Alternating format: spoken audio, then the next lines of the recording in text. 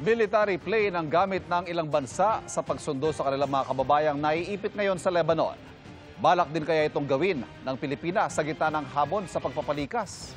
Alamin sa pagtutok ni JP Soriano.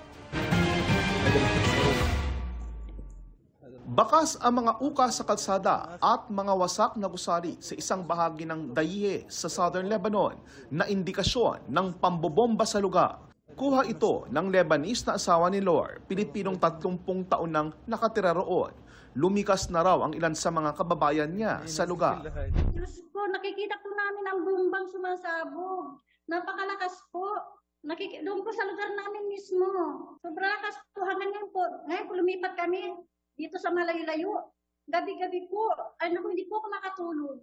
Sa Southern Lebanon, may halos 300 Pilipino roon na nais sumama sa repatriation efforts ng gobyerno ng Pilipinas. Kasama sa kanila si Lor at kanyang 3 anak. Gusto po nilang umuwi silang 3, gusto po sumama sa akin. Pero ang tatay po nila ay pumayag. Nasa Alert Level 3 o Voluntary Repatriation ang estado ng mga Pilipino sa Lebanon.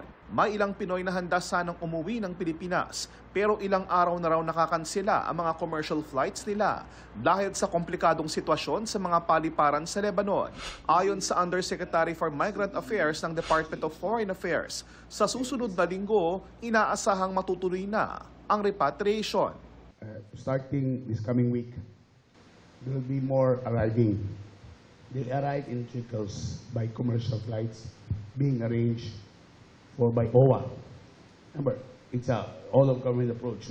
Ang ibang mga bansa gaya ng Spain, Greece at Colombia gumagamit na ng military planes para idikas sa kanilang mga kababayan mula sa Lebanon. Sabi ng DFA, We're contacting the DND, talking if it's possible, if they could spare a ship, a military ship to patrol the area, maybe because some ASEAN countries are doing that. Not necessarily for Lebanon, pero maybe because of the Houthis, mga gayon. So that as well. But military plane, no, wala pa tayong balak ko na. Gayunman, karamihan sa tinatayang 11,000 Pilipinong nagtatrabaho o may pamilya na sa Lebanon, nais manatili muna roon ayon sa DFA. There's another camp of OFWs who don't want the alert level 4 to be raised because that would eventually mean hindi na sila makakabalik sa Lebanon pag nagpa-repatriate sila. Para sa GMA Integrated News, JP Soriano, nakatutok 24 oras.